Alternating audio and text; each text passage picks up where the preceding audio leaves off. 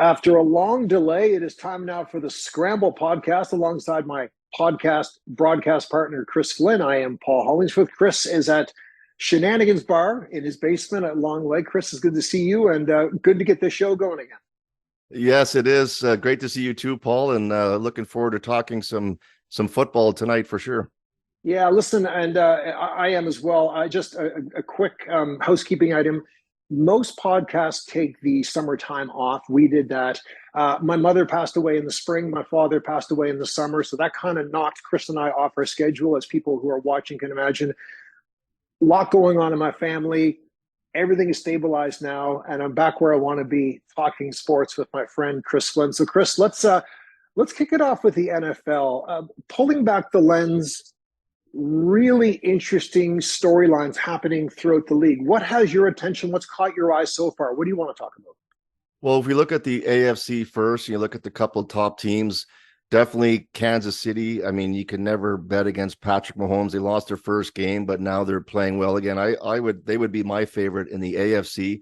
Then you have a couple of teams like Buffalo. They lost last week, but they're still in it. Even Jacksonville, slow start, but they're coming on too. But I guess you look at a team like Miami. I saw a stat today. They just broke the record for the most yardage on offense in the first 5 games of the season in NFL history. That doesn't necessarily mean everything, but the last team to do it was the Rams, who won the Super Bowl, I think in 2000. So Miami's off to a great start, although Buffalo beat them pretty good a few weeks ago. And I guess my dark horse, Paul, in the AFC, not so much a dark horse, but they have a losing record, is Cincinnati. They're 2-3, but I would never bet against Joe Burrow either. In fact, in the documentary, Patrick Mahomes called him a killer, because he is a killer when it comes down to playoffs and that. So yeah, don't count out Cincinnati and Joe Burrow either in the AFC. And you mentioned, I want to hit the pause button on Miami just for a second. Every once in a while, a team comes along that has that X factor. They look like they got the royal jelly going on. You have Tua the other day calling his own plays and basically throwing the head coach's plays out in a key moment of the game and getting the slow clap from his head coach after the game. They have something. I'm not getting carried away saying Miami's going to win the Super Bowl. It's too early for that kind of talk. But would you agree that sometimes teams have that it factor? And this year, with each passing week, Miami's kind of feeling like they have something going there. Do you think? Absolutely. And I mentioned the Rams from 20 years ago. The Rams kind of came out of nowhere that year, and with Kurt Warner, and then they went on and had an incredible year and won the Super Bowl. Miami's not necessarily coming out of nowhere, but Tua was hurt most of last year. And, so they kind of struggled. I think they just barely made the playoffs. And again, Tua was out most of the season. This year, Tua's healthy. Tua's playing. And along with Tyreek Hill, they got a couple of other incredibly fast players too. So yes, there is something special about them. Like you said, it's still only 1/4 of the season gone so far, but right now they're definitely in the thick of things in the AFC for sure. And so when you look at the conference versus the conference, how do you see the league at large shaping up? Oh, if you look at the NFC, there's definitely 2 teams, the 49ers and then the Eagles, who are the class of the NFC so far. And then kind of another level down, maybe you would see, Seattle, Tampa Bay, maybe even Dallas, kind of at least competing to make the playoffs. There's a couple of, as far as dark horse, maybe Minnesota, and even the Bears, who are 0-4, had a great game last week, and Justin Fields looked awesome. So I'm not saying they're going to make the playoffs, but I think you might see the Bears make a little push. And the Vikings, I like Kirk Cousins. They're in trouble a little bit. They're 1-4, but I could still see them making a push, for the playoffs. And I don't know if I mentioned Detroit, but Detroit Lions are just a level behind or underneath the 49ers and the Eagles right now. But it's still early in the season, but that's kind of how I look at them at this time. And a quick word on Detroit. We both can say this growing up. The fact that Detroit is competitive is fascinating because they've been so bloody awful for so long. A good year for Detroit was that they were mediocre. So I kind of chuckled in the offseason leading into the season that there was some buzz around Detroit because it's almost like a foreign substance. You don't know how to handle it, but it's good to see that they foundationally have some good things going on in Detroit. Yeah, and for 30 years, Detroit had to play against Favre and Rodgers. So almost no chance of ever winning the division, right? You know, this powerhouse team or quarterbacks in their own division for all these years. So Rodgers is out and Favre is out, and the other teams don't look, you know, that great. So yeah, Detroit has first. You want to win your division first, and I think they have a pretty good shot of winning their division. Yeah. You mentioned Rodgers, Aaron Rodgers, New York Jets blows his Achilles in the first night. A lot of people gave up on the Jets. I liked that 31-21 win over Denver, Chris. I liked it a lot. Shape up the Jets for me. Is there a pathway there for them, or is this just you hope to have a mediocre, respectable season? No, I think their loss to the Chiefs, even though it was a loss, that was a big game for them. And Zach Wilson fumbled the ball at the end, but he said, that was my fault. That was my fault. He took responsibility for it, and they could have won that game against maybe the best team in the league. So, and then they came back last week and beat Denver really impressively. And Zach Wilson said he's never felt this before. He actually has a coach who has confidence in him, the offensive coordinator. So yeah, don't count out the Jets yet. Obviously, they have their great defense. And if Zach Wilson gets a little bit of confidence going and their offense gets going, they could make a run for the playoffs too. And apparently Aaron Rodgers could, rumor has it, still come back at the end of the season. So we'll see. That would be a story worth watching. Before we shift to CFL, any further thoughts on the NFL, or do you want to wrap it up there? No, that's good. It's again, like a lot of times people like to make predictions who's going to be in the Super Bowl, but it's still early. We're only 4 or 5 games in, so we'll see how it goes there the rest of the way. I predicted Dallas Cowboys to make it to the conference final preseason. I'm sticking with that one. We'll see if I'm right or wrong on that. All right, so let's shift north of the border, CFL. I have some thoughts in the CFL. As you know, I'm a big Alouettes fan. I follow the league. Some people may be surprised, really quite closely. I'm really into the CFL. Before I give my thoughts on what is mostly my East perspective, what do you see? I guess start with the West. Yeah, well, Winnipeg, who's been up there for the last 3 or 4 years, actually had a challenge by BC last week. They were playing for first place, and Winnipeg beat BC. So Winnipeg's in first place. BC's right behind them. Saskatchewan is a distant third. I guess they'll probably get that third playoff spot. But yeah, it was kind of a 2-team race between BC and Winnipeg. But Winnipeg's still the team to beat for sure out there. And yeah, like you said, in the East, it's Toronto. Like Toronto, what's surprising, yes, they're defending Grey Cup champs, but 13-2 record. I don't think anyone saw that coming. Their defense is outstanding. They're having a great season. And yeah, Montreal and Hamilton are kind of battling for that second playoff spot. They'll both probably finish second and third, get those 2 playoff spots. But yeah, that's kind of how I quickly see the two divisions. I think you're right. I mean, my Captain Obvious thought bubble is Winnipeg and Toronto are the class of the league, and I've had to bet on one. I would say Toronto is almost an unstoppable force. In the East, Montreal has frustrated me. I'm a Montreal fan. I cheer for them, so I have full bias on the subject. I plead guilty to that. I like the quarterback. I like how they run the ball. I don't like their inconsistency with how they run the ball sometimes. I do believe they've lost some heartbreak games this year, so they could be giving the Argos more of a push, but for that inconsistency. I think it comes down to the fact that in the playoffs in the CFL, a lot of times that first place team that gets that bye comes in a little rusty, and that second, third place team that wins the semifinal has a bit of an advantage. If there's a pathway for Montreal here, and I'll get your take on this, Chris, but if there's a pathway for Montreal here, I think it's to keep this momentum swing they have late in the season. They've beaten up Ottawa a couple of times now late in the season. Get into the playoffs with a comfortable 10-11 win season and have a successful semifinal and have a quick start against Toronto. Do you buy that? Do you see a team that has the bye, even when they're dominant, being at a bit of a short-term disadvantage, especially in the early moments of an elimination game?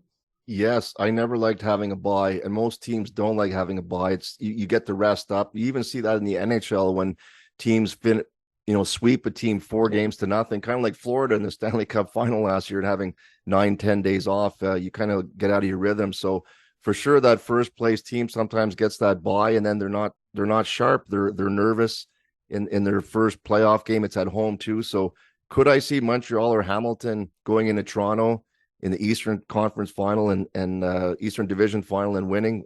Absolutely. Toronto's really good. Their defense is good, but I wouldn't say their offense is that dominant necessarily. Yeah, for sure. One last thought from an aesthetic standpoint on the CFL. I've told you before, I'll say it again. I think Toronto and Montreal, the Argonauts and the Alouettes, their uniforms, Chris, are top 5 in all of pro football. I'll even throw in most of college football for that. I think the CFL, from a branding standpoint, is onto something. The look and the kit for those teams are fantastic. And let's be honest, there have been some ugly uniforms in the CFL over the decades. So if the look means anything, and maybe it's the TV guy in me who likes production values, I like the fact that those two teams have really, really awesome uniforms. All right, so now let's stay in north of the border from a football standpoint.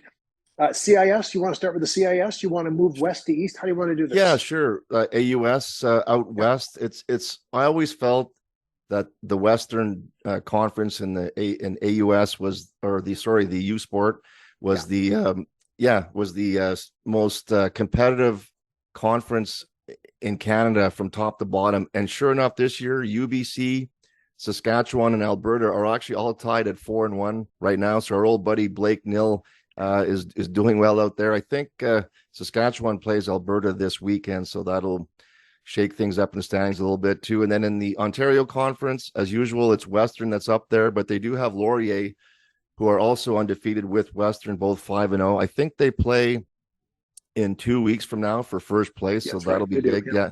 And then in the Quebec Conference, as usual, it's always Laval and Montreal. And Montreal actually beat them about a month ago somewhat handily. I think it was 31-14. Usually those games are always within a touchdown. So that was a little bit of an eye-opener, but I think they play this weekend, and that would be potentially for first place if Laval were to win. And then I'm sure they'll meet up in the playoffs. And then, finally in the AUS, St. Mary's, Acadia, Mount A they're all struggling on offense. That's the big challenge. All three teams are having trouble scoring. And even defensively, they're struggling lately. And then the two top teams, St. FX has been the top team by themselves for the last few years, but all of a sudden Bishops is giving them a challenge, and Bishops lost to them. I think it was in triple overtime a few weeks ago. So all of a sudden Bishops is making it interesting.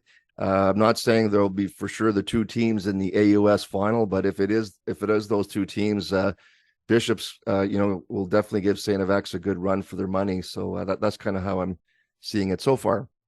I didn't see it. I didn't make it to the game, but I watched online St. Mary's losing in a big way to Bishops on the weekend. Anybody who's watching this podcast or meeting us virtually for the first time should know that Chris is the former quarterback for the St. Mary's Huskies, Hall of Fame quarterback, multiple Halls of Fame.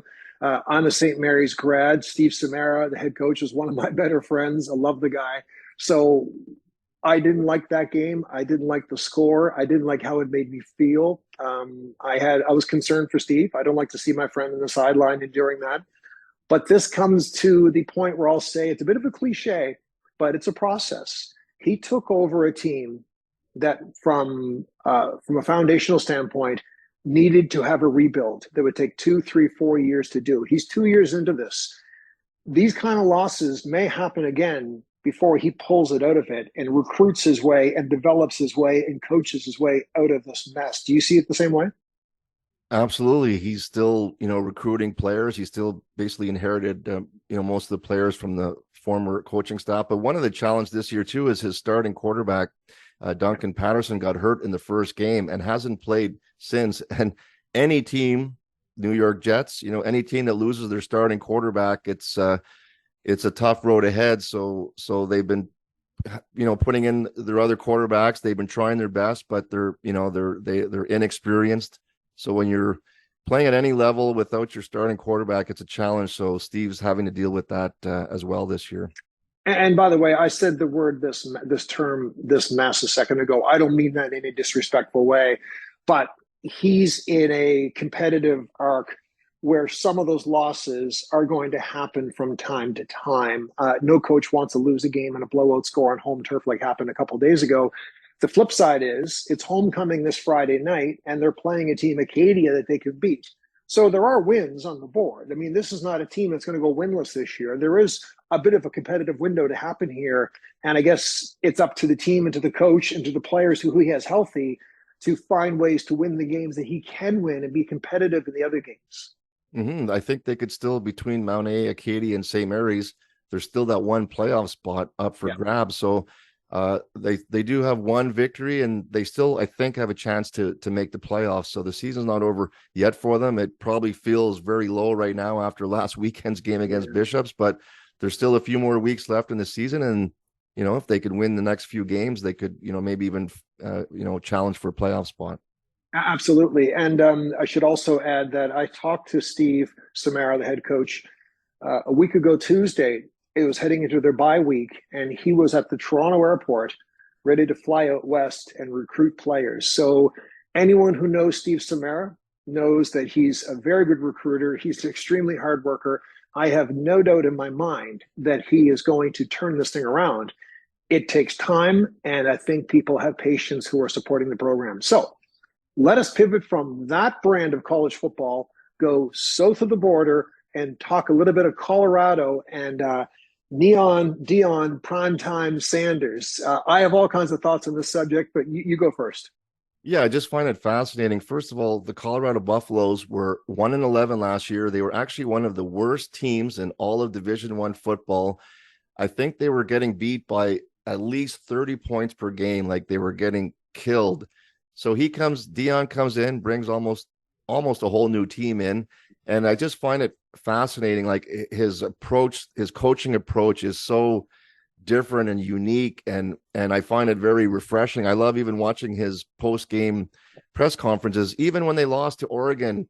I think it was 40 something to whatever. It was a blowout. I was like, how is he going to handle this? He handled it very well. I've been really impressed with him. He's got Hall of Famers helping out. Terrell Owens was helping out with the receivers. I think Warren Sapp's going to coach next year. I just love watching them play. They play because they were so bad last year that some of their games aren't even televised. This Friday, it's must-see TV for me. This Friday, they play at 10 o'clock Eastern against Stanford. You know what I mean? On a Friday night. Like they play at odd times too. So, but I'm definitely going to try to watch that game, and I really enjoyed watching them. And he's, I guess, maybe a polarizing figure. Some people love him. Some people, don't like him, but it's been really fascinating and refreshing to watch him and the team. And his son, Shadur, playing quarterback, has done really well too. So it's definitely a different approach, and it's been fun to watch. I think Stephen A. Smith was the guy who said, it's not talking smack if you can back it up. And if it wasn't him, then Stephen A. Smith used that expression and borrowed it off of somebody else. I will say this on Deion Sanders. First of all, I'm a huge baseball fan, as you know. I remember him playing for the Braves and being a very good baseball player, an excellent baseball player on some of those very good Braves teams. Clearly, he was a better football player, but I have a vivid baseball memory of him as well. Look, I think they beat Arizona 27-24, and their record went to 4-2. When they were at 3-2, I thought this thing could flip into a mediocre season. That was a big win for them. That was a big win. They're putting wins on the board. I like his swagger. I don't think swagger is arrogance. I like the fact that he's supremely confident. I like the fact that he holds himself accountable in a very public way, but he also holds his athletes accountable in a way that brings positive leadership to the equation. You can hold someone accountable and you can trash them and knock them down pretty good, or you can be buoyant and aspirational in your language. I feel like I'm watching a TED Talk. I agree with you, Chris. Like those post-game speeches they have on video, I feel like I'm watching a TED Talk or a motivational speech by like Tony Robbins or somebody. I didn't know, and maybe you did. I didn't know he had this in him. I didn't know he was this kind of effective communicator. I always thought he was just a flashy pro athlete. Did you see anything in his past that would tell you he would be this version of a coach? No, I did not. And a lot of times guys get into coaching right away after they finish playing. He was on NFL Network for a long time. He was in TV and media. All of a sudden, just a few years ago, he started coaching in high school in Jacksonville State. And I saw a little bit of his success last year, but this year it's really come to the forefront. And Absolutely, it's impressive. And even when they won the other night, he was upset. He was disappointed because they were losing the whole game. Yes, they came back at the end and beat Arizona State, but he was upset because we did not play well. We need to play better than that. I was even impressed with that too. Some coaches would be say, "Oh, well, we won. That's good." But no, he's kind of a perfectionist too, I guess. But he's very good at motivating his players. And some coaches maybe don't like his approach. Maybe they're jealous of him, but I find him very refreshing, and it's definitely been fun watching the Colorado Buffaloes so far this season. And as we get ready to wrap up this podcast, I'll just say this. I watched him post-game, or maybe, no, it was midweek press conference leading into a game about a month ago. And he said to a reporter, he said, "Look at me. Is there something about me that makes you think that I care what you think of me?" And look, we all have that in us that we want. I remember my dad, when I first started in television, my dad would say to me, I'd take criticism very hard 30 years ago. It could really knock me down. It took me a while to build up my thick skin. And my dad used to say to me, "You're Paul Hollingsworth, and they're not. Lean into your self-confidence and hold those moments and be proud of who you are." It was a master class for a life lesson how to handle these things. But this guy, like, he's built on this. Like, he truly believes in what he says. He truly believes in himself. And I don't think he gives a crap what people think of him. It's marvelous to see a guy who is just supremely confident. I kind of want to learn from him from watching him. Yeah, absolutely. And he's used to being in the spotlight too. This is new for Colorado, but it's not new for Deion Sanders. He's used to the spotlight. He's used to, the praise and the criticism. So he's able to handle that too. He's fairly new as a coach in this situation, but the way he handles the media and everything, and it's really impressive. And again, I've been enjoying watching him. All right. So as we wrap up, I'm going to ask you very quickly about the Ottawa Senators in 30 seconds. So get your Ottawa Senators thinking cap on. I have my Montreal Canadiens shirt on this Wednesday night. They play in Toronto tonight. I will say this about the Eastern Conference this year before I ask you if Ottawa is going to do well this year.